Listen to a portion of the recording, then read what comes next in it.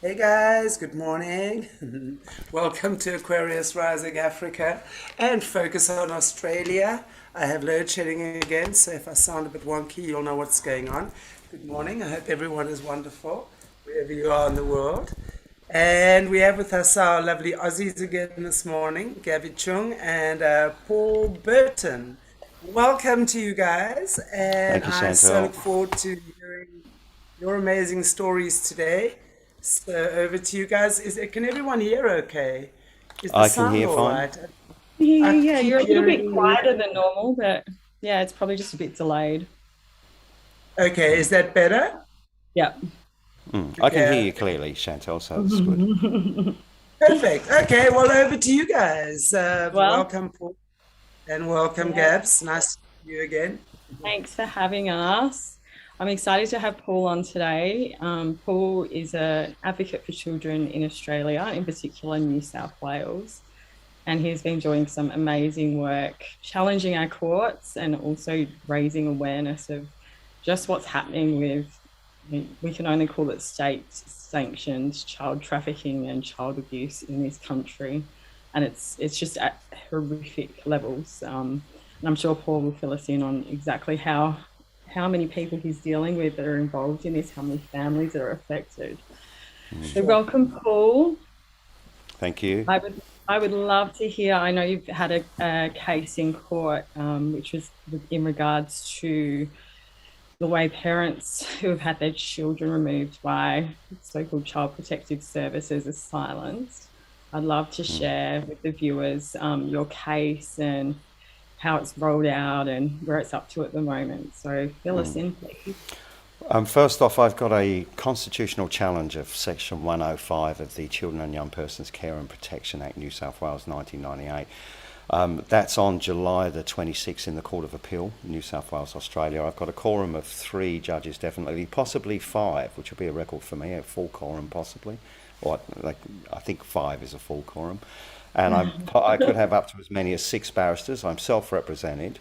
I was Yeah. charged, GABBI, 5 years ago or 4.5 years ago for breaching Section 105 of the Child Protection Act, which was saying the name of a child that was or is or reasonably likely to be in care on Facebook. I was one of 4 million people that were talking about the child at the time, but they targeted me specifically. I believe because I was a victim of abuse. We were pepper sprayed and assaulted when they removed the child in my case. It was a horrific situation. It was violent. There was 32 police involved. They lied about everything. Nobody identified themselves. It was just a disgusting, appalling situation that fits all the criteria of a kidnapping. As a consequence of that, GABBI, I raised a constitutional challenge of that particular legislation, arguing it's unconstitutional. The reason being, and this is the core argument, is that to protect the identities of children is all well and good, and they argue, the government argues that it's to protect the privacy of a child and the identity of a child, primarily the identity and privacy of a child. I said that's all well and good. I said, but that clearly can't be true if a child's been harmed.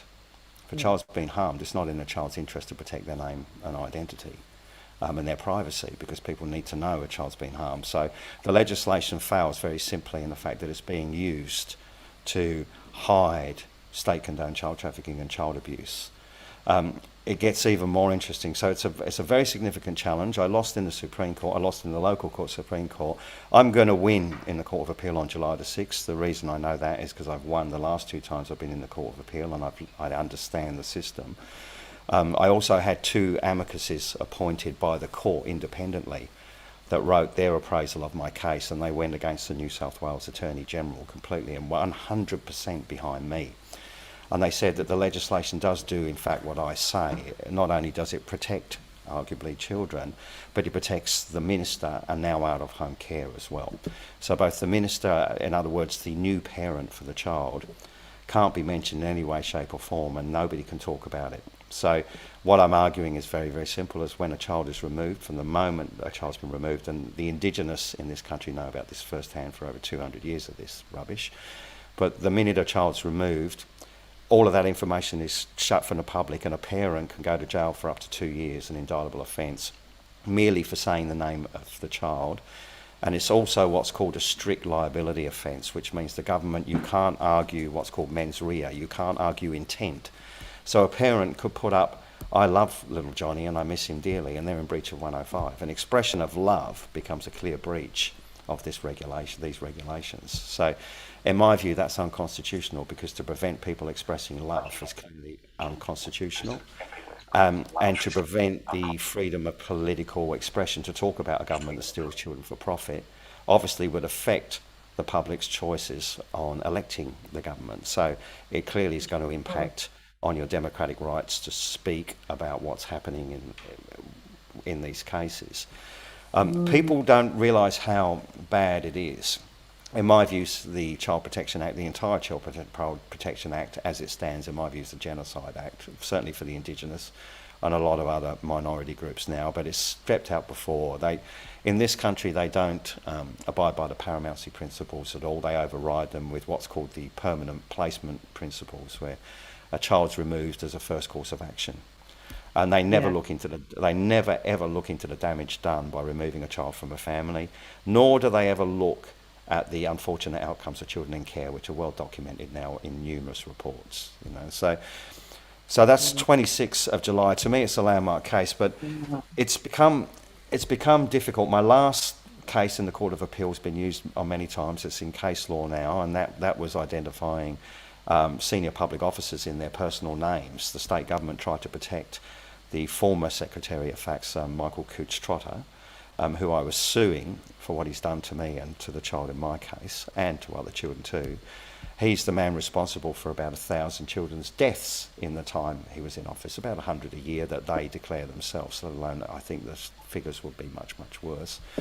I won that in case law as well, so now anybody, when the state government tries to protect an individual public officer, if you're arguing they're not operating in the scope of their functions, then their name stays on the ticket. So 26th of July, I said landmark case. I believe I'm going to be successful. I cannot believe that they would find against me, not with the two amicuses and the damning report I got. I already know what they're doing is unconstitutional, Gabby. It's a no-brainer to me. I've already won. I'm so pleased that you have people in the courtroom that are in support of your argument and can obviously see. Well, you argue that. That's the first point. The point is it's not in a courtroom, it's online, and that's actually my first argument to the Court of Appeal. The first thing I'm doing, it's 3 weeks from now, the first thing I'm doing, which I do every time I'm in court, before I get to court, is I write to them and say, in the interests of open justice, you've got to make this link available to the public. They're not forthcoming. The courts are hiding this stuff right now. They are not forthcoming with links, and they limit people even coming in, especially in my cases. Even though they repeat time and time again that they value open justice and it's paramount in a democracy, they limit it so very few people get to hear my cases. And I think too, the very point that I'm not even appearing in court, why, Gabby, why can I not appear in court? Straight off the bat, that's unconstitutional. The very fact that they won't let me in the court. So I've got to this point now where I feel like I'm going in to run a constitutional argument for a Court of Appeal that's not behaving constitutionally. So if they're not going to follow the Constitution, if I go in and win that constitutional argument, what difference is this going to make? Because they're going to ignore it anyway. And so I'm very much between a rock and a hard place here. I'm going to continue with the court challenges, mainly because I have to, because they're trying to deport me, and if they got a conviction on me, they would deport me, like they did Coy Garcia, the other person that was charged after me that was convicted and sent back to the Philippines. This is what they do. They do not want people to know that they rip children for profit in this country. They do not want people to know that they're protecting a massive multi-billion-dollar industry with out-of-home care. It's 100% privatised. They do not want people to know that they steal children of parents without grounds on hearsay, innuendo and accusations, without any judicial oversight and without a warrant, which they do here every week in this country. That is clearly unconstitutional. Criminals get treated with more respect than parents in this country. So it's a massive issue.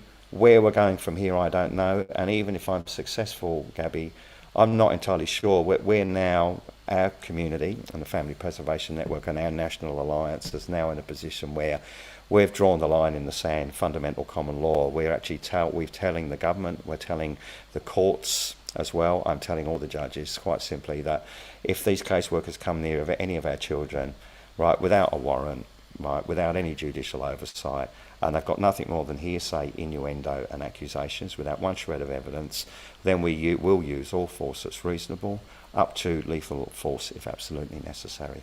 Which means if they do come, particularly in the case with the child that I know down the road and some others that we're protecting, we will kill if we have to.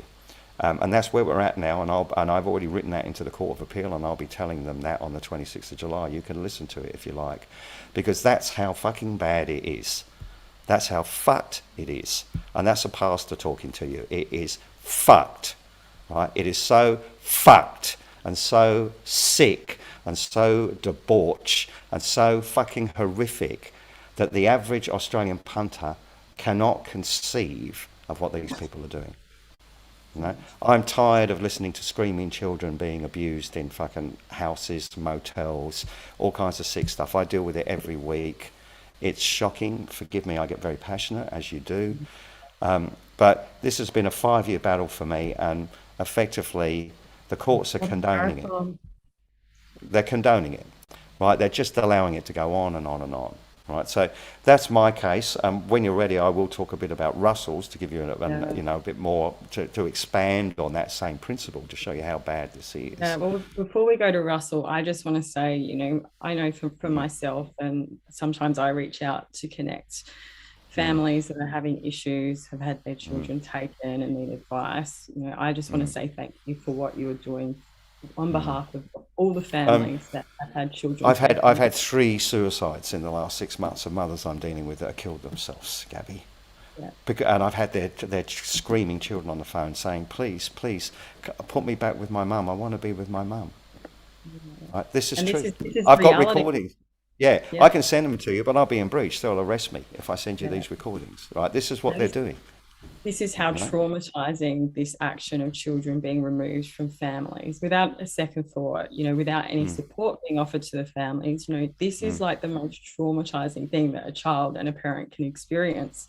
And absolutely it causes suicides. I could name 5 that I know of in the last year, and you would know a lot more people in this position than myself. And that's just horrific, you know, as well as the children being so much more likely, it's 5 times more likely that they'll get abused in out-of-home care. Why is this continuing? So thank you. The figures are damning. You know, there's a federal police report out released only about a year ago that was absolutely disgraceful. It was like, I think that was out-of-home care, but they quoted in that, and this is the federal police report. This is not some bogus entity. It's the federal police, the AFP. But they said 1% of children in Australia are homeless. And of that 1% are homeless, 74% of them at the time of the study were from out-of-home care. Did you just hear that? 74% are from out-of-home care. They're running away. 74% of the homeless children are all from out-of-home care. Yeah. They're putting the children on the streets. That's it. You know, shocking stories, you know. You know, children being abused in these things. I actually watched a 60 Minutes thing that somebody put up recently in Tasmania with a lady talking about a facility down there, and she's going, this is shocking down there. How could this happen? I know of about 4 facilities like that in the greater region here. Right? They're everywhere. You know, they've got Sherwood House where they're messing children up here. You won't hear about that. You know, that's where facts put all the really bad ones, you know, that are really messed up, and they can make a monster from them. You know, so it's a shocking state of affairs. I don't know, Gabby, how we raise awareness. We're doing what we can to expose this corruption. You know, Russell and I talk, and a lot of us are talking as part of our network of what we can do. And in a world gone nuts, I don't know. All I know is that you have to keep doing the right thing because it's the right thing to do, independent of outcome. How can I tell a parent not to fight when I know in the children's court they got no hope? But how can I say to them, don't fight? Like, I can't. I have to give parents hope. Like, I can't say they're going to take your child and you've got no chance, because they've got no chance. So what do you do? Like, where do you go with this? I can't go around saying that to parents. That's not going to be helpful. But how many parents do you know that got their children back, Gabby? And that's the reality, is that these systems are stacked against families, and they're stacked against the children. So once child is taken, which is usually, as you know, through your experience, it's coercion, it's threats, it's totally illegal. But once a child is no longer within that family unit, these parents are, you know, struggling. They're trying to fight this huge system that's just going to make them look mentally unstable, unable to take care of their children, you know, look at every possible thing to label them as something so they can keep the children in this system, which is generating profit. And that's what it's all about. If there's nothing there that's about reunification or bringing families back together or supporting families, or, you know, is anyone checking on these children regularly to make sure they're not being abused? No, you're highlighting a key problem that I'm raising with the 105 argument in July, and that's simply that when the child's taken, I said, who's the parent? Who's the responsible parent? Because a minister's a title. A minister changes like a secretary. They have different secretaries, there's different persons. There is no person accountable. There is no parent. That's why the outcomes for children are so shitty with the government, because they don't parent. They're all bureaucrats running around doing their little bureaucratic jobs, but no one gives a shit. They all clock off at the end of work, they all get their money, you know, get paid and carry on, but there's no one responsible. There's no one acting like a parent, like a good parent. Is my child okay? Right? They don't do that, none of it. You know? So it's a heartbreaking situation. I'm astounded at how bad it is. I mean, when I encountered it 5 years ago, I mean, I was shocked when I encountered this department. You know, I think I told you about it, Gabby. It's just absolutely disgraceful.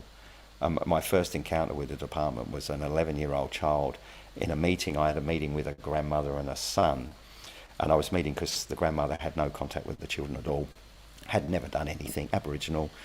She started the Grandmothers Against Removals, this lady actually, the Indigenous fighting to get their grandkids back. And her son, and I supported them in a fax meeting. They said, could you come and support us, Paul? Because I said, this is wrong, Auntie. You need to have your kids, so I can't see you. I stayed in your house. You make great food. Everything's beautiful. And I naively went into this meeting, and it discovered that this 11-year-old child was pissing herself, basically, and had nappies on at 11 and a half years old. And I just said, hang on a minute. I was absolutely shocked. And I said, well, hang on. That can only be current abuse, past traumatic abuse, or a very poor argument. Have you seen a dietitian? Shit food, maybe, but highly unlikely. But that's all it could be. The minute I raised that, within a week, basically the caseworker manager in the region, Northwest New South Wales, got shifted away from their positions. The whole department went running for the hills and they started attacking me. That was exactly what happened after one meeting. That was my first encounter with the department. And I then discovered that child in a house with a woman who had 5 children from an agency called Challenge Agency, because she got quite a bit of money for each child, so 5 was enough to make a good income. And she had 5 men in the house. She was living with a security guard at the time, a new boyfriend, a security guard. He had a criminal history. He actually had a child abuse history with child abuse. He was in the house as well. So in my view, I believe he was most probably raping the children. He may not have been. It may have been the last guy. I don't know. But that's what I found.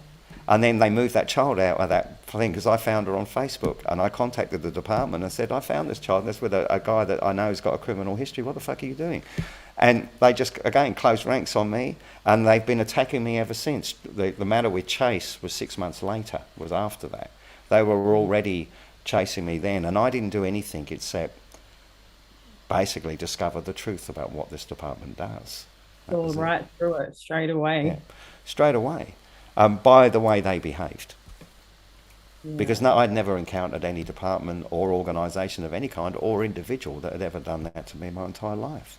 Yeah. It's hard to believe, isn't it? It's just hard to believe that children are being used as commodities. And they're financial units. You know, yeah. I told you I did more research on that particular one. I mean, I'll go into that one because I'll talk about that particular agency because that's just one of many. There's some really significant ones here, but Challenge's agency is one here in New South Wales. But that agency is around about 2014, a couple of years before my incident, a senior accountant moved from his position in that department and went to fax. He then set up a contractual arrangement for the commissioning for the children, contracts for the children, without tender, and that business went from 4 million a year within 2 years to 86 million, right? And I know because I had Indigenous on the ground, Mick Horn and other friends of mine on the ground, but they were actually targeting Indigenous villages in northwest New South Wales. I'm talking a few years ago. I'm not talking 1967. I'm talking now, where they go in and they'll pull as many as 20, and in one case we know 30 children in one weekend, right, from an Indigenous community out Walgett Way and Barorona out northwest. They're doing this all the time. Right? A white kind of super Christian group called Challenge. It's like they're a challenge, all right. You know, we've dealt with one case of abuse after another with this appalling fucking organisation. That's one that the government contracts with. You know? I think Key Assets was one that you most probably know a bit about, Gabby. I'm not sure. Key Assets and Core Assets, Idea Park Limited. Have you looked into them? That's another one. Key Assets is another agency that Fax deals with. Michael Cooch-Trotter was dealing with them. Key Assets is on the books for Fax, one of their contractors. Right. Graham Bell did some research on them, and we found another company called Core Assets. They've got Key Assets and Core Assets, and it's tied on the stock market with a company called Idea Park Limited. And Graham did a whole bunch of research. We've got a whole bunch of people on this to track the money down, and we found $20 million in a period of 12 months going to 2 individuals in England. Janet Rees and Jim Coburn, right? 2 individuals, $20 million, right? This is, like, people don't understand what's happening here. You have to really look at this thing and what it is. You have a system where, yeah, like your children are, they're financial units. The department calls it, and I can show you, I put it into my affidavits. I went and just grabbed it off their website. They may have pulled it down now because whenever you grab things, they hide them. Yeah. You know what they're like. But this is the truth. Children are financial units, and this system is devoid of all morals and ethics. It's a complete breakdown. It's just money, greed, pure greed, at the sacrifice of everything else. It's an appalling, disgraceful situation. I think it's going to snap. I can't help it. With the parents I'm dealing with, I think it's going to snap, because most of the last 5 years, while facts have been, in my view, you know, the department here have been petrified of me, I've always said to them, you guys have got it all wrong. You know, like I've never threatened, I've always warned. I've been warning them of what's coming if they continue this. I'm not threatening them, so they misperceive me. They seem to think I'm threatening. I go, no, you need to understand the parents I'm dealing with. I already talked one guy out of driving his car in at peak time and killing a bunch of caseworkers. He's dead now. But I talked one guy out of it. He'd already done it once. I talked him out the second time he was going to kill a heap of caseworkers. I talked him out of it to not do it, to try and get his child to him, which he did see the day before he died. Oh, hallelujah. Great achievement, Paul. But this is the realities. You know, for me, parents are as well. Like, you know, just to think that, you know, that heartbroken and that traumatized, that you considering that as your only possible action. Like, what they haven't done anything. Isn't it society? It's a prison. It's just disgusting. Absolutely. They didn't do anything wrong. Like, at the most, I think I've told you, I've got about 150 cases I've looked at over 5 years. Other people like Charles McGavin helping us. Charles is on about the same. Dee, I don't think, has got as many because she's been so tied up in some of them, but she's got heaps of them too. That's just 3 of our community, and there's lots of others. And I'm already talking about 400 cases, and every one of them sucks. I haven't found a case yet where a child should have been taken. I've found lots of cases where parents needed help. Yeah. Lots of parents needed help and support. Yeah. But what they do is, you go to the department for help and support, they rip your children. If you go to the department and you report you were sexually abused, they'll rip your children. Yeah. If you are a victim, they'll target you. That's the truth. Right? And We've had a number of survivors speak out about the department before, and even how their children were targeted. It's like their hospital records must have some sort of tag that they were abused, they were adopted, and their children are targeted so much more for that reason. It's a flagging system. If you're, for example, Indigenous in this country and you were taken from your parents and you have a child, you're flagged. They'll rip your kids. They'll rip your children because you were taken from your family. They will. Yeah. That's what they do. Right? Yeah. They don't understand that their children, as their saving grace, that's their chance to make amends for what happened to them and to have a life. They destroy it. They decimate it. And they don't give a shit. They don't give a shit. There's families. We interviewed Solly, who has been assisting a family in South Australia, and Yeah, I know. So I know they're little about fifth Solly's. generation abducted, kidnapped by Child Protective Services under different names. Like, how disgusting! Like, imagine that 5 generations have been kidnapped from this family, and that's not unusual.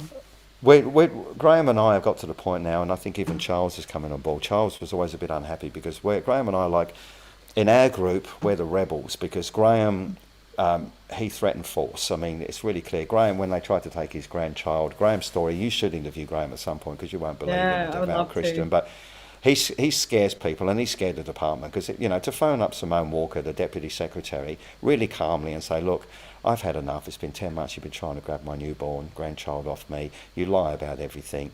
You tell me it's not personal, but it is. But please leave a message for your secretary for me. And he was very, very calm. He said, if you could just tell him that from Graham Bell, and I'm in Griffith, he gave him his address and details. He said, please let him know that I had a look in the Bible. I'm a devout Christian, and I wanted to see what God would do to protect his children. And I found Exodus in the Bible, and he killed all the firstborn Egyptian children. So, Miss Walker, if you please let Mr. Couch-Trotter know that since you're coming for my grandchild, it's very, very personal. I've decided I think I can kill about 17 caseworkers. So if you could please let Mr. Couch-Trotter know to prepare 17 coffins. And not only am I going to kill those caseworkers, but I'm also going to kill their children because the Bible says it's okay for me to do it. Right? Calm as a cucumber. And please don't tell me it's not personal. Right? They never got his grandchild. They sent the fixated persons unit around and they done a deal with him. He allowed the police, he allowed the fixated persons unit in his house, but he's not going to allow the fucking department in. Right? Yeah. And they did even without a warrant, but he allowed them in his house and they negotiated with him. And they said, if we keep facts out of your life, you're all right. So they don't have a problem. He said, if they stay away from my family, I don't give a shit. They can do whatever they like, but don't come near my kid. That was it. He was the first person, and to date, the only person I found that was successful against the department. Aside from me, we got Chase back, of course. We got Tracy Jacobs' boy back a couple of years back, as well in Victoria. And recently we got another one back in South Australia about 2 months ago. And there's 1 or 2 others where we've assisted families. So we've actually most probably, even though that will be less than a number of children I can count on one hand, we're the success story in this country. Because no one gets the kids back. The fact that we've even done that is nothing short of a miracle. Very cool. You know? Wow. That's the truth. You know? Exactly. The truth has to come out. The powers it will. How to suppress it. Yeah, it will, because they're suppressing my cases, and you're not allowing me into court, not allowing the public to see it. Russell's one, they're suppressing that too. I mean, it was all over. We were both all over the media years ago. They smashed us. They persecuted us. They targeted us. They did it deliberately. It's projection, you know. Yeah. I mean, I think Russell's case is a landmark one. Russell Pridgeon and Angria, Patrick O'Day, and Cassie Water. I think there's some other families. Are you aware of that, Chantelle, at all? I would love you to fill the viewers in on Russell's case, actually. Yeah. Be able to explain it better than that. It's amazing. I'm sorry. And I just have to say, I'm not talking much because I've got load shedding right now and my internet is very bad. So I'm listening to you guys. I've just got a message here from one of our friends on my phone saying, why aren't you saying anything? So if the viewers are not saying not like you. Yeah, well, I thought, I'm talking an awful. No, talking an awful lot, and you're so quiet there. No, it's so your show, and I'm, as always, horrified to hear. I am so angry. You know, I hear this stuff, it makes me so angry. So I'm rather sitting here biting my lip right now. I don't know, it's Monday morning. I'm feeling particularly pissed off today at hearing this story. So I'm here, and please just carry on. I'm not talking much because of my load shedding. But I thank God for people like you, Paul, because, wow, you know, when you say things like going into the motels and hearing these children scream because it's like, oh my God. You know, just that for me is enough.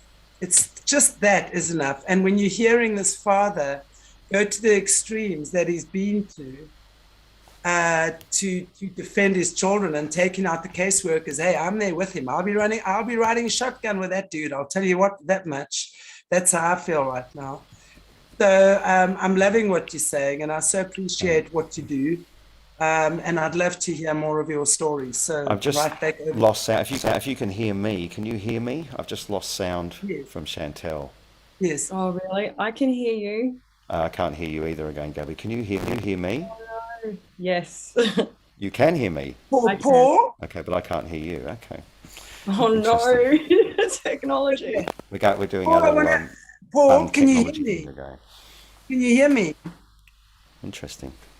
I Can just you see hear I me? can't hear you at all, I'm afraid, so it's just making it very I can difficult. hear you, Shanti. I can hear everyone. Okay. So, If Paul looks on his screen top left, there where it says advanced sound, you should have that on off because it sounds like you might have that on.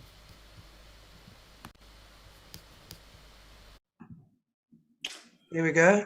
That sounds better. it sounds better, doesn't it? Can you hear us Yeah. now, Paul? If you can hear me, I'll bump out and bump back in again really quickly. Yeah, Okay. please do. Yeah. Wow. This is that's Oh, what I say. I mean, I'm just sitting here this morning and I'm so mad at what I'm hearing. I can't believe it. And in Australia as well, you know, and it's like these caseworkers who really don't give a shit. They'll carry on doing what they're doing. And I absolutely love the father who took who took matters into his own hands and quoted the book of Exodus. And yeah. I'll be riding shotgun with that guy. That's for sure. That's how I feel today. Seriously, I think it is horrific. And I'm just glad that I don't have the karma of the Australian government. And not just the Australian government, but in this particular case, All of the them. Australian government. Yeah. They have blood on their Honestly. hands. Blood on their hands. Like even, thinking that 1,000 children have died in care over the last 10 years. And I think that is a massive underestimate as well. Please, Yeah. there's a hell of a lot. There's a hell of a lot more than 1,000. I'm pretty Mhm. sure about that. Mhm. There's not even a question in my mind that there's Yeah. more than 1,000. But Gabs, I mean, it's like every story we're hearing here is the same thing: child Yeah. abuse, child abuse, child abuse. And the more they can do it, and I don't know if you guys saw on the Aquarius Rising Africa, as well as Solutions with Aquarius Rising Africa, the Facebook pages. I actually posted something maybe 2 weeks ago now from Laura Logan, she's a top investigative journalist for CNN and those places. She's actually ex-South African. She was one of these girls that was gang raped in Egypt, nearly lost her life because of that. I mean, she tells the story, but wow, what an incredible woman. Oh my God. And she was talking about how she met someone who'd infiltrated the Luciferians, and it took him 2.5 years just to learn what they needed to learn. I wanted to see if he's not coming in yet. No, sorry, the light's bad here. About these entire systems. So, Yeah. and the one thing that she said is that she can't actually, she gets it, but she doesn't get it, is the children. And it was said very, very clearly by this guy, because the children are the closest thing to God, because they are so close to God. And of course, the Luciferians, it's their main objective is to overthrow God. So because the children are so close to God and we are created in the image of God, this is their intention. This is why they're hurting the kids in the way that they do, because they really, really do hurt God when they hurt the children, because that is closest to our Creator. And that is how, in their opinion, they get to God the most, is through the children.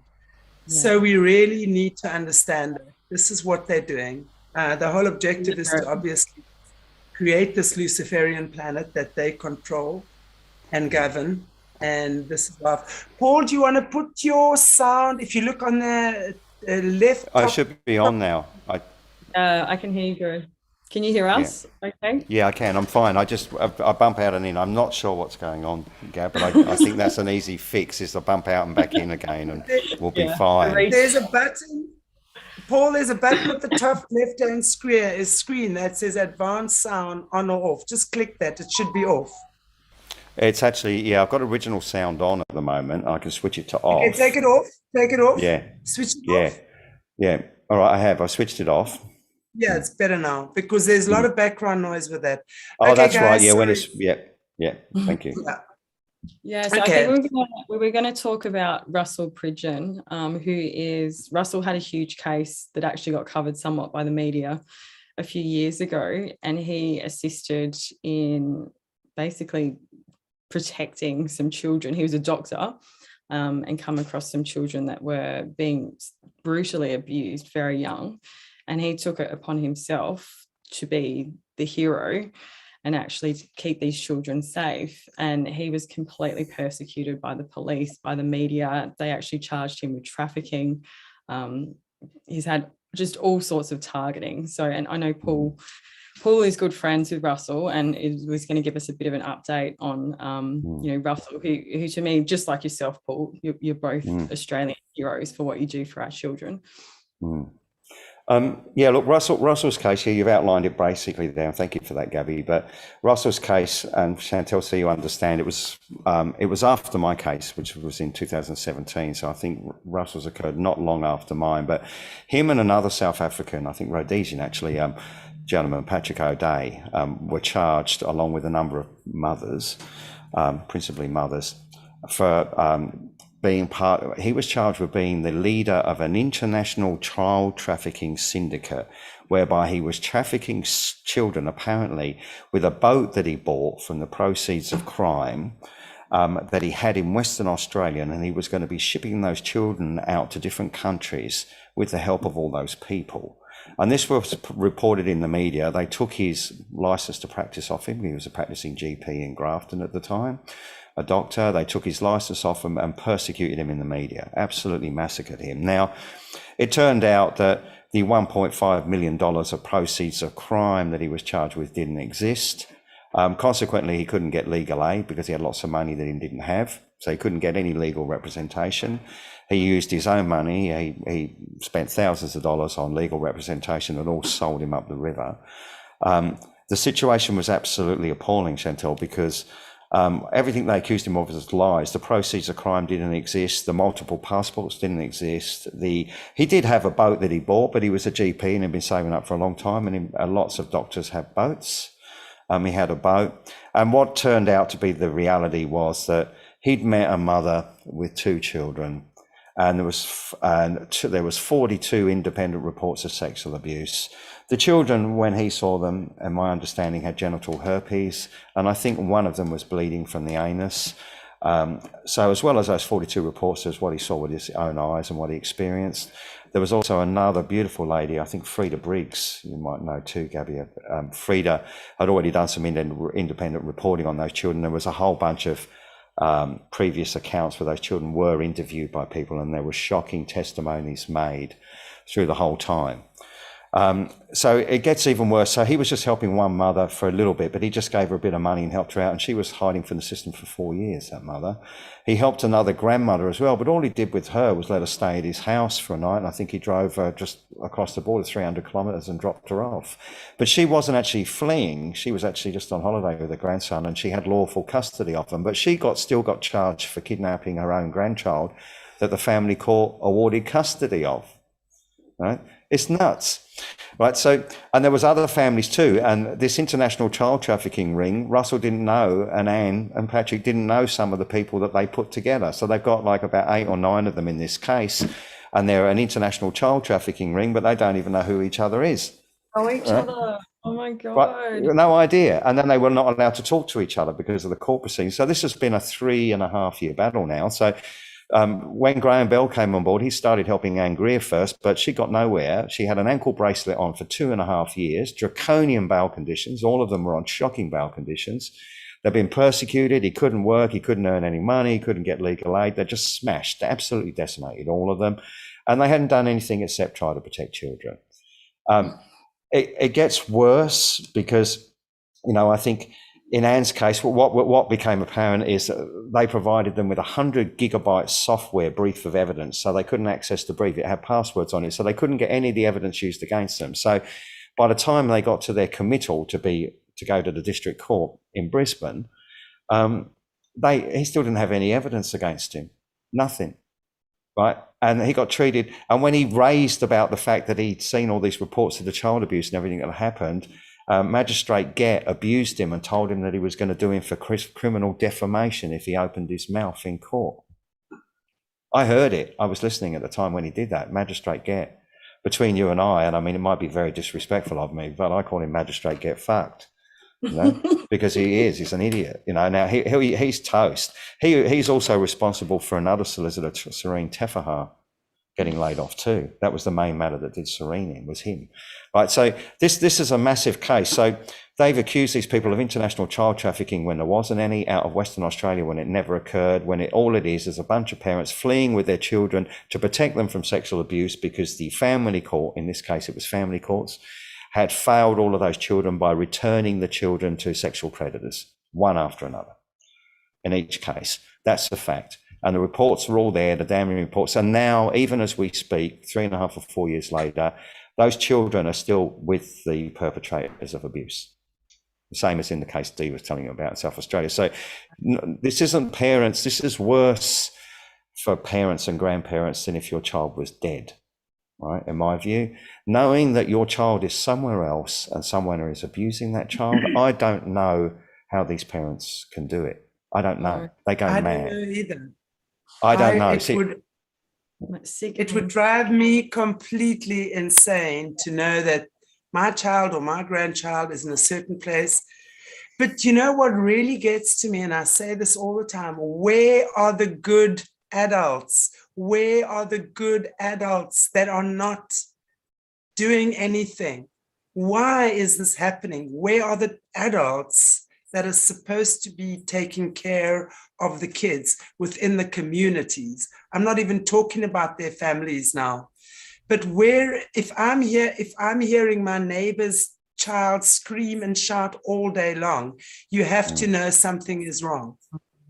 Where are the people that are not taking care of these kids when they hear stuff is going on? This for me is how do good people let this continue? Well, there might be carry on. I'd say, Chantelle, just look at that a little differently. I'm hearing exactly what you're saying, because the community is a very big thing here, and it's one of the most important things that's failing people. Because for us, we have an Ubuntu community. When they came to take the child in my question, there was 4 males present. So we said, you're not taking him. And we had 14 police, but that was enough. 4 of us was enough. They weren't going to come near her because we said, no way, we're not going to allow it. Right. So if you've got that kind of protection from community, you're in a much better position, because it frightens the police and it frightens the department. But the other side of the coin to that is that there's a presumption, of course, that, you know, people are going to remove children from families because there's been complaints from the neighbours of noise and abuse. That may not be the case. A lot of them, facts will just engage the police, and they can engage up to 14 at a time in New South Wales and come in and rip a child, but they haven't done anything. So the neighbours see the police go round there and caseworkers, and they think the parents have done something wrong that they don't know about. So they all go, oh my God, what's that parent done? They just presume immediately, because it's the police, that those parents are fucked up. They don't realise the police have just been hoodwinked and bullshitted and don't even know what they're doing, because they don't. The police never know what they're doing when they're engaged by the department. Never know. Yeah. So that's the other side too, that the community doesn't engage because the police come in, and in this country too, because of the nanny state and uniforms and the respect for all of that, people are like, oh, it's the police, they must know what they're doing, you know? Yeah. You know, and it's so far from the truth. Yeah. So far from the truth. For me, this really, it shouts out that people need to be educated about this. You know, the communities, the people involved. This to me is telling me that people need to be educated, because this, from what I'm hearing in Australia, is particularly bad. I mean, it's worse there, from what I'm hearing, than anywhere else. I'm not saying it's not happening else. Yeah. I think it is, and I think if you look at the maths on it, the statistics are out. But in this country, I think we're a world leader for child removals, which is astounding for a developed country. You'd expect these problems in third world countries with all kinds of grief and shit going on, but no, here we're like right up there. We've got 25% of the world's fossil fuels here, and 26 million people or something. We should be very wealthy, but all that aside, here we are leading the world for child removals, and you have to ask yourself, well, why is that? And I do think too, Chantelle, exactly. and you are right, Chantelle, that it is about education, definitely, and the stuff you're raising before is paramount. It is a spiritual war, 100%. This is a war against good, against evil, and you have to find that space within yourself through faith and grace. You have to find that spiritual center within yourself, ground yourself, and then we have to almost like establish the foundations for that we need, which is community is part of that process too. But when you're staunch in your inner being and your relationship with Creator is rock solid, nothing shifts you. Nothing shifts you. Like with me, I go in, I'm very clear because I know my truth and I know what's happened for me and I know what I've experienced, and I will share that experience with them. So you need to listen. So I think a bit like the coal seam gas mining here, we fought the coal seam gas here and we're still fighting it. But with coal seam gas, we couldn't stop them. Once they came in with the drill rigs onto people's farming land, we couldn't get them off.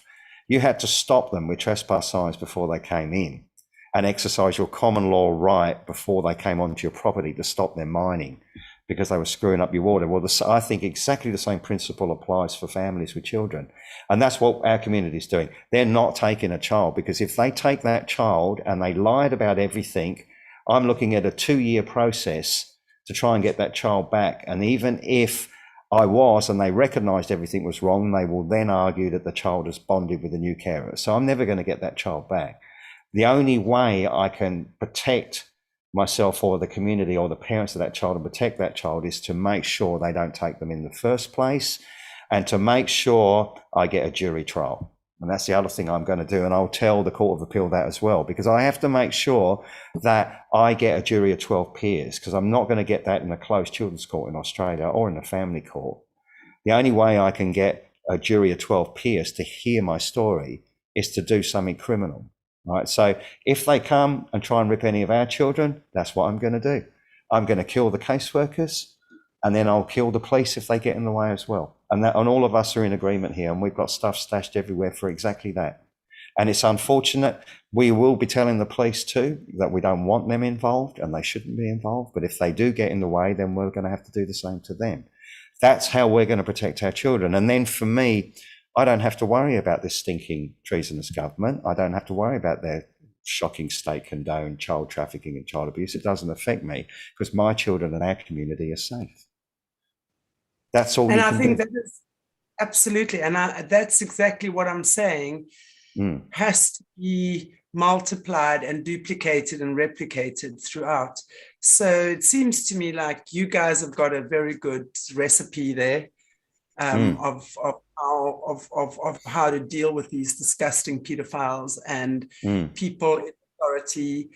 I don't know, good God, I have no idea how anyone can put up with that. I honestly don't. To see and hear a child go through that and you're sitting back and you're doing nothing, I cannot. For me, that is impossible. It's an impossibility to ask me to do that.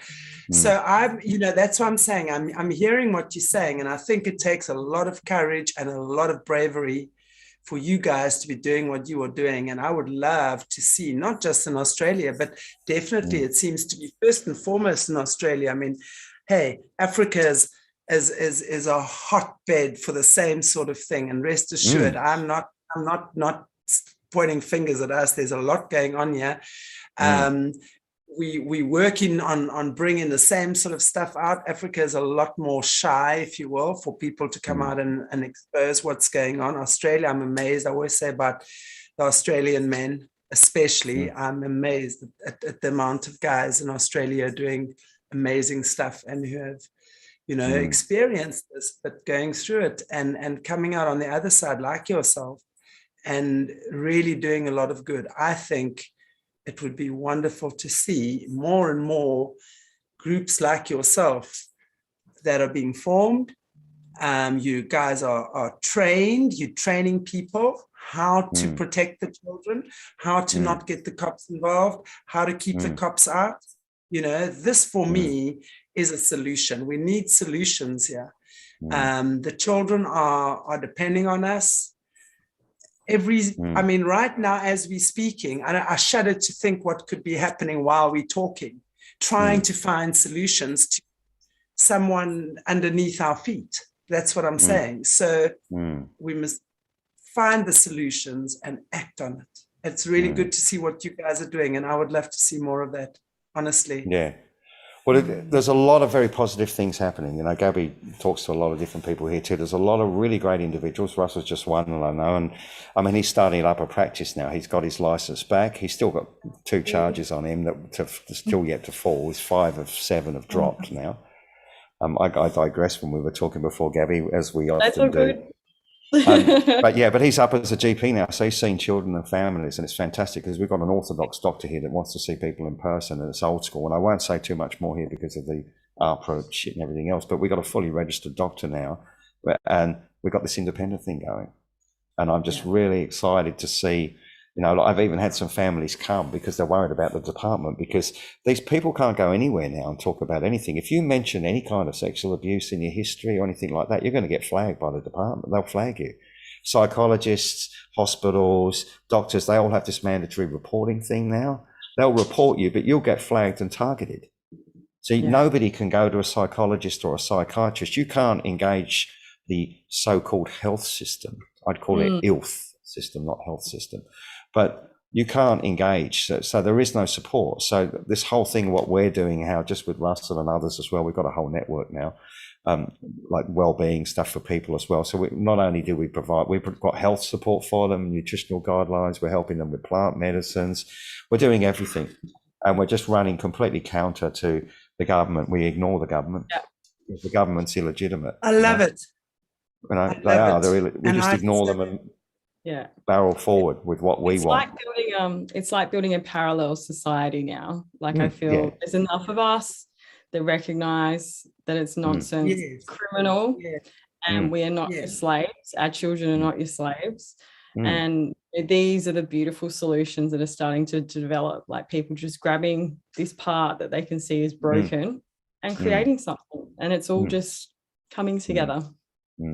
I think that's the key. I mean, it might sound weird, but it's, you know, Swami Vivekananda said that we are what our thoughts make us. Be careful what you think. So we all get caught in this paradigm, and we're fed lots of information. COVID's a classic example, the COVID pantomime feeding everybody. We've seen it time and time again. But when you choose what you wish to engage and not engage, and you make very clear decisions, for me, I think I was talking to somebody, there's a whole bunch of people in the freedom movement here, but I said, you guys are going, we need to fight for our freedom. I said, well, I don't, I already have it. I didn't give it away.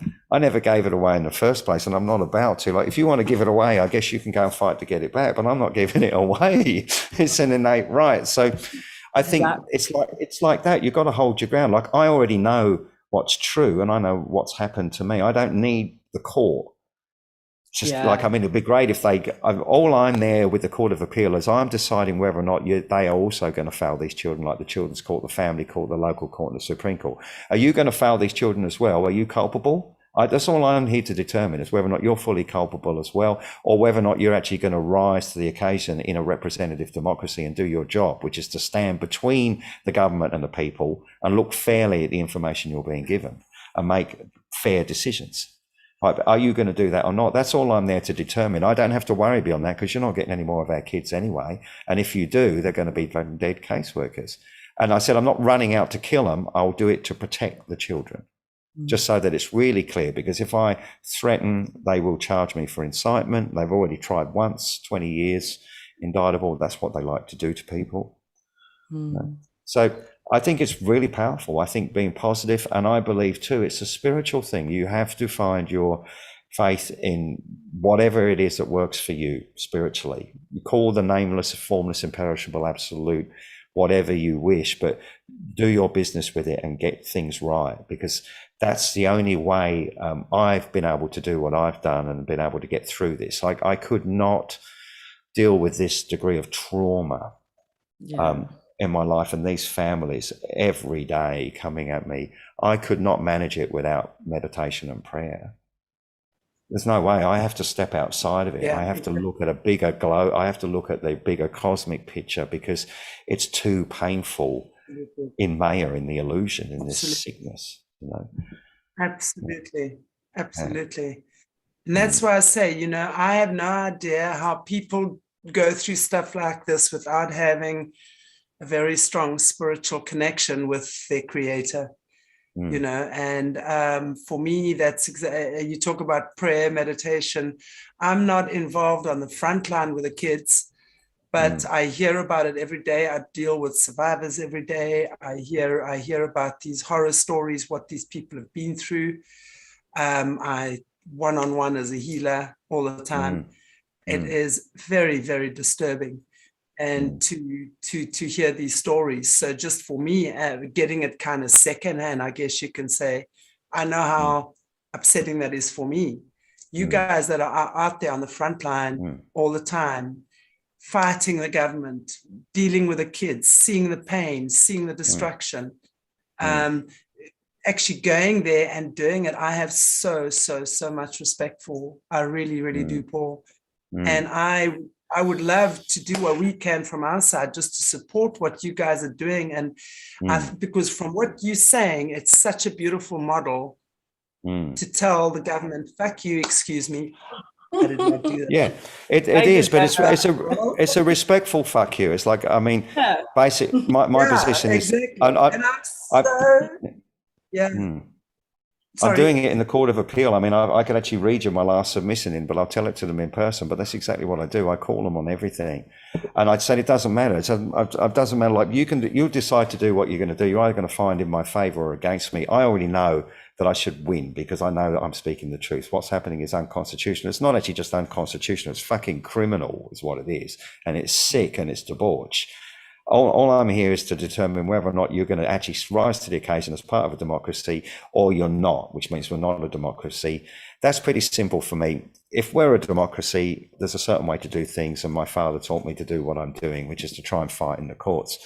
If you're going to ignore this stuff and we're not a democracy, right, and you're not going to abide by the Constitution, it doesn't mean anything, and you're going to allow this to continue, well, that's okay too. But my system for dealing with a corporate fascist dictatorship is very different to a democracy. Very different system, right? So that's where we're at, and it's fundamental common law. It's your God-given rights, your common law rights, and in this country, Chantelle, your constitutional rights. That's what we have. God-given rights are the ones that are dictated by our conscience. We all know them. We know we shouldn't kill. We know we shouldn't steal. You know, it's innate in us, aside from people that have so bludgeoned themselves in sickness they can't see their own conscience. But we have that, God-given rights. Our common law rights are rock solid. You know, your home is your castle. You have a right to protect your land, your name, your fame, your children, your assets. They're fundamental common law rights enshrined in our case law and law. And common law is determined by what people put up with. That's what the common law is, what we all put up with. If everyone allows their children to be taken, that'll become the common law, and then it's okay. It's not fucking okay. It's very, very wrong. Yeah. So people have to stand to enforce those common law principles, and you need to let the police and the caseworkers know that you understand those principles. Yeah. And legislation too. I'll just harp on and then I'll shut up. But read what the legislation says when they come in New South Wales to remove a child. It's Section 43 of the Child Protection Act. Get them to read it out to you, because it says if the caseworkers or the police believe the child's at risk of significant harm. So the first thing I do if the policemen are there is I say, okay, what's the risk of significant harm, officer?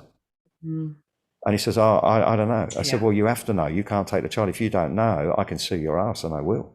Yeah. Right? Because what you're doing is clearly wrong, because you can't take a child and you believes in a risk of significant harm. You don't even know what it is. What they know, oh, so you're following them and they know, okay, what's the risk of significant harm? They don't even know either. The caseworkers don't know. They'll just make some shit up, right? They don't know anything. I say, you guys are in trouble. There is no risk of significant harm, and you fucking know it. And you've got no legs to stand on. You don't have a warrant. And I have every right, to resist this because it's unlawful, and I will, and I'll use all force that's reasonable. And then they back off. You know, and I said, the first thing I'll do is I'll target these little ones, these caseworkers, and they'll step back straight away, and the police will go, hang on, mate, hang on, you know.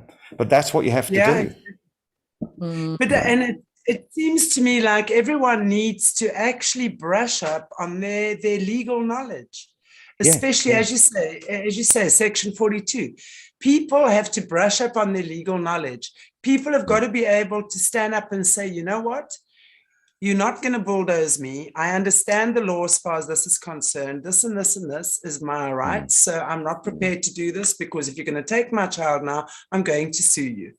And, you know, so the minute I found as well, you know, the minute you actually stand up to someone and you speak their language, they no longer can intimidate you. And there's my internet all unstable again. So I don't know. You're still working fine. So done with it. So, you know, so the minute that people, you know, these guys, because really they are cowards in suits. I'm sorry. That's one thing I've realized about the majority of people wearing a uniform. You're a coward in a suit. You were probably bullied at school. So now you need a way that you can actually start bullying again. I have that opinion. I have that theory. I'm sorry. So the minute that you actually stand up to these cowards and you tell them, no, I understand the law, it's this and this and this and this, and you have no right or no jurisdiction or no legislation, whatever it is, over what I'm doing here now. Goodbye. The minute we are knowledgeable and the minute we are able to stand up for ourselves, we can actually make differences for ourselves. We need to educate ourselves. That's basically it. And I think Paul has disappeared again. Yeah, like just the last 2 years, 3 years, like it's just made it so, you know, obvious how much we need to just be aware of what our rights are. You know, even if you don't know the laws, like don't do things because you're being told to do them by someone wearing a uniform who probably doesn't even understand why they're being told to tell you to do that. You know, like it's up to us to challenge the way things are for them to change. So stand up for yourself, stand up for your children. You know, we've been taught to comply, we've been taught to fear the police, we've been taught to fear the government. You know, this has been our conditioning since forever. Absolutely not. These people have no right over you. They have it's a human being like you. The more of us who stand up, remember there's 1% of them, 99% of us. The more of us who stand up and say, no, screw you, the less they're going to get away with these types of things. So anyway, but guys and girls, I think we've probably reached our time now. So I'm not sure if there's anything that, Paul, you would like to maybe just end off, say, in closing. We were just talking about people get to know their legal rights. I think it's really important. It's very important because, you know, even fundamentals like fundamental common law, very simple common law rights, like the right of trespass is a really important one, Chantelle, in this country. Like with these removals in New South Wales, they're all warrantless, without warrant. Now, they'll argue that they can do that because under the Section 43 of the Act, they're allowed to take a child without a warrant, but only if they believe there's a risk of significant harm. Like a policeman he can't just run into your house unless he believes, like a police can trespass, but only if they believe there's an indictable offence being committed, or they hear a gunshot or somebody screaming. They have to have a reason, right? So without a reason, they're not allowed to enter your home. It's a fundamental right. So that's the right of trespass, a common law right, you know, that's entrenched. So when they come with these things, if you know that, like I do, and you can say, well, it's a warrantless removal. You say, well, we don't need it. I said, yeah, but you have to have a reason. You've got to have a ground. You've got to believe the child's at risk of harm. What's the risk of harm? There isn't any. You're lying. And you don't have to abide by a warrant or a police direction if you have a reasonable excuse. It even says that in the Act. My reasonable excuse is that caseworker's making it up and they're lying through their teeth and they just want to rip this child for profit. They're lying. I've got a very reasonable excuse. And they back off. They back off when you're on your spiritual center, Chantelle, because I think you're fearless. It's not, I'm not violent. I'm not an overly skilled guy. I mean, I did judo when I was young and I can look after myself if I have to, but I'm not a violent man by any means, nor I don't condone violence of any kind. I'm a pastor. All right. But God did not teach us to be pussies. you know, and he certainly didn't teach. Jesus was All a warrior. over Pedro. You know, like the disciples carried knives. Graham Bell taught me this. They all carried knives. They were fishermen. They had little knives underneath because the Romans had all the big ones. You know? It's not what people think, you know. You know, the guy got nailed to a cross for telling the truth to the scribes and the Pharisees. I mean, if you look at Matthew 23, it's no different to being in court. He's saying the same thing. The scribes and Pharisees, the scribes are the lawyers and the judges. That's what scribes are, that wrote the word into word and then tried to control everybody. You know, he says on the outside, they're like whitewashed tombs, and on the inside, they're full of dead men's bones. And he didn't stop at that. He went on and on. Jesus ripped into them, you know. So I think Christians, not Christians, but people of any faith or spiritual conviction, doesn't mean to be a pussy. And it doesn't mean, you know, Graham Bell said too, he said, be careful. He said, you know, because it's translated that the commandment, I think 5th or 6th commandment, thou shalt not kill. He said, correctly speaking, it's actually, technically, if you look at the original translation, it's actually correctly, thou shalt not murder, right? There's a big difference, right? But that's the truth, and I believe that, right? So there are times, and the Bible says that, there's times to kill too. Now, I'm not condoning violence, but to protect our children and grandchildren, God tells us to very, very clearly that our children are paramount. You will not find an animal on the planet that will not fight to protect its young. Yeah, you try and take a baby giraffe off a giraffe, you try and take a cub off a lion, you try and take a cub off a wombat, or even, it doesn't matter what animal you pick, they all do the same thing. The only ones I know that don't at the moment are humans at this time that stand there mute while their children are taken. You know, it's and standing there giving their kids the jab. I mean, you know, you talk about Jesus, and we understand Jesus was certainly no pussy. Do you really think Jesus would be walking around complying, taking the jab and wearing his mask? Are you mad? I mean, really? And in churches in South Africa, in Afrikaans churches where they do most of their grooming, they're saying that if you love Jesus, you're going to take the jab because it protects you and it protects your family. I'm like, the programming. It's worse. I saw a pastor here, Chantelle, and he actually put an article out. I think it was the Sydney Morning Herald, but he was talking about, like, you know, how if Jesus was around now, he'd definitely get the jab. And he wrote this article, and I sent it to my friend Graham Bell because I knew Graham would launch at him. He did. He phoned the guy up and went at him and went everywhere and just said, "You guys are nuts! Like, how do you get that conclusion? You know, it's craziness." Anyway, don't start on the whipping. Yeah, he'd be the one whacking those syringes out of their hands to begin with. I mean, you know, please, it's like, it's so pathetic that people even think this. I mean, really, and you must protect yourself and your family, and it's a Christian thing to do.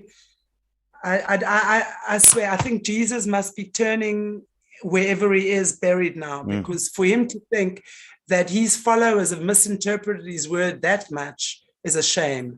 Really, it's a damn shame. I don't know if much has changed, Chantelle, you know, 2,500 years or 5,000. I think I was saying to Gabby before, like, you know, with my group here with Russell, I said we could easily be the Essenes, you know, 2,500 years ago, and the Romans wandering around now. Now we've got these guys that, you know, they're all like Ninja Turtles and all this other stuff, but not much has really changed.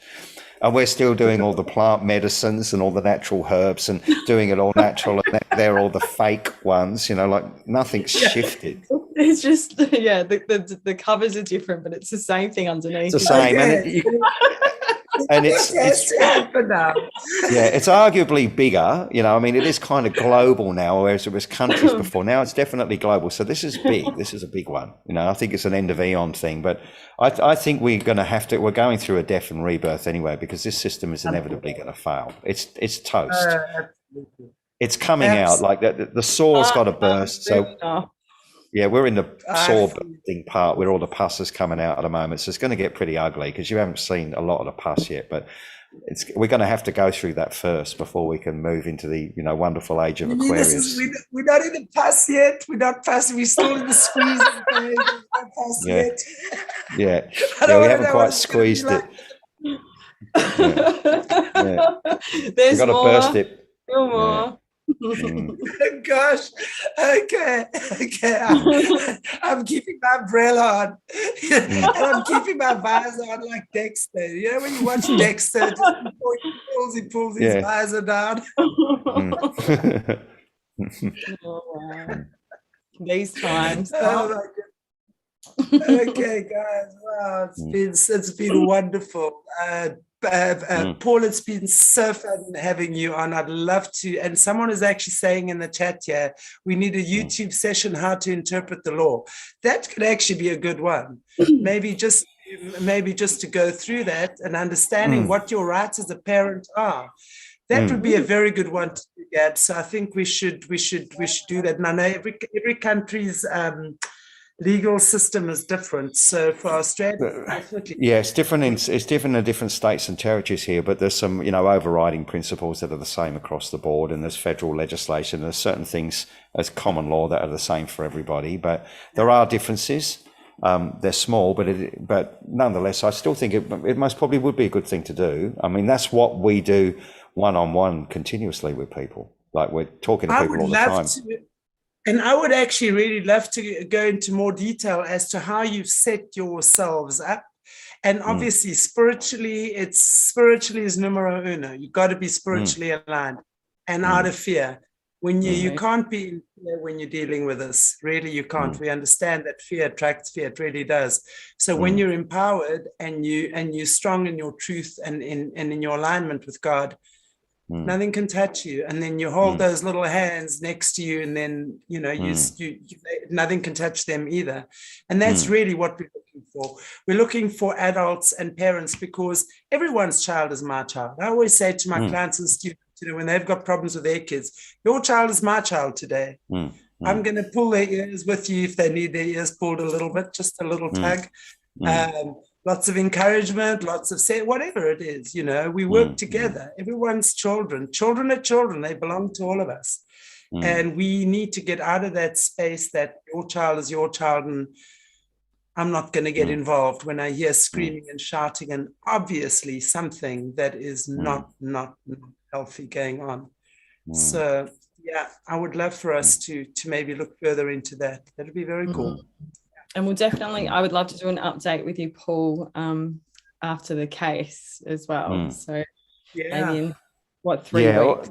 I've got July 26th for that. Russell's submission's gone in to try and get the last 2 charges dropped on him. So he's only got 2 charges of conspiracy to defeat justice, which is hilarious because it's for breaching family court. It's for stopping the family court from making orders, which he can't do. They can do it anyway. So he could never defeat justice anyway. It's ridiculous, the whole thing. But there's 2 charges left, and we've written a massive submission with a solicitor in this case. We got one to help us, but that submission's gone in, and we're just waiting to hear back. And his case is stalled. It's not getting to trial anytime soon. I don't think it'll ever get to trial. It won't get to a hearing. The whole case has just stopped dead in its tracks. None of the other cases with Anne or anyone else is, because there's all of the other parties are all tied in together. There's like 9 of them or something. It's gone nowhere. It's not going anywhere. So we'll let you know as soon as we hear, but I suspect they'll drop it. If they don't, it's just purely malicious. They're just using it to try and shut him up. Anyway. Sorry. Okay, guys and gals, thank you so much for watching another episode here of Aquarius Rising Australia, Focus on Australia. Lots of stuff going on there. I'm always intrigued to know what's happening down under there with you guys. And just so awesome to know that there are so many good people like you folk that are doing what you need to be doing to protect the children. So thank you so much, Paul and GABBI, for another very insightful, informative, I want to say episode. It doesn't sound like it's an episode, but I guess that would be the right word under the circumstances right now. I can't think of another word. Thank you so much. If you haven't already, please give us a like, a share, and a subscribe. God bless you all. Take good care of yourselves, and we'll catch up with you very soon. See you soon. God bless, Chantelle, GABBI. Talk to you soon.